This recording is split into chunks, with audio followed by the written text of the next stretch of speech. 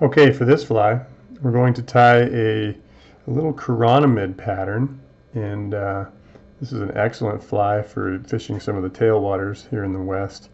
Got a little size 16 curved hook with a little glass bead on it, and we're going to start off by getting my thread on there. I'm going to use some orange thread.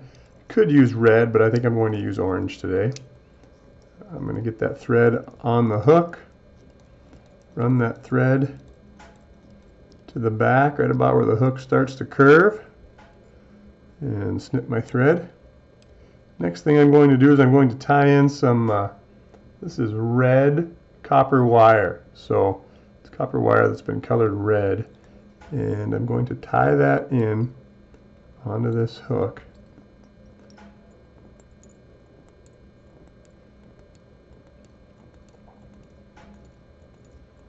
As I tie it, I'm just going to work it forward up towards the front. My wraps consecutively next to the one behind it, just to keep that copper wire right where we want it. And you got to be careful when you get to the end of it, because sometimes, hopefully I don't do it, sometimes it can break your thread. It'll cut your thread. There we go. Okay. And now I'm going to use that red wire. I'm going to wrap that red wire forward. Nice and tight wraps all the way to the front of the fly.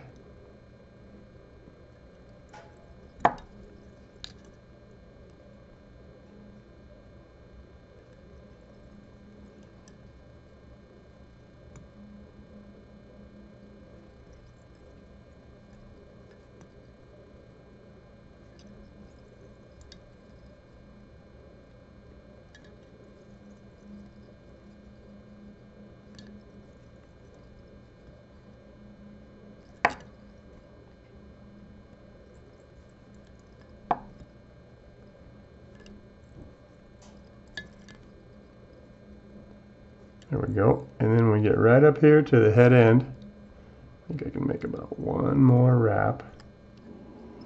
And then I'm going to tie that off. First I gotta snip that copper wire right down there.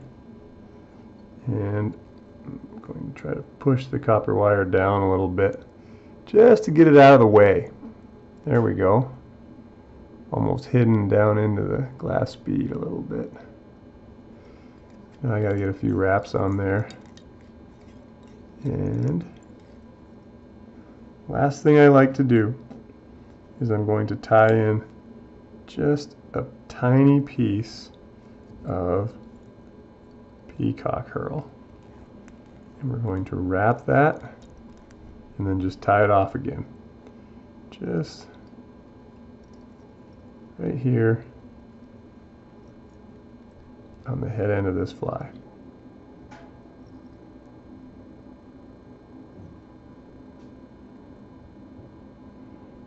Not too many wraps, but just a couple.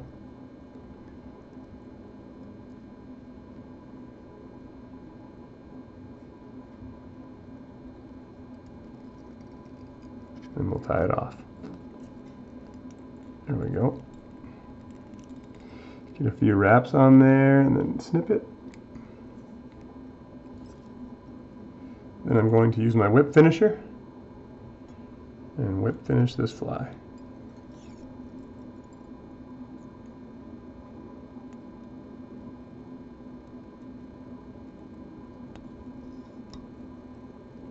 So there it is. Nice little chironomid fly. That's a great little pattern. Great for tailwater rivers in the wintertime.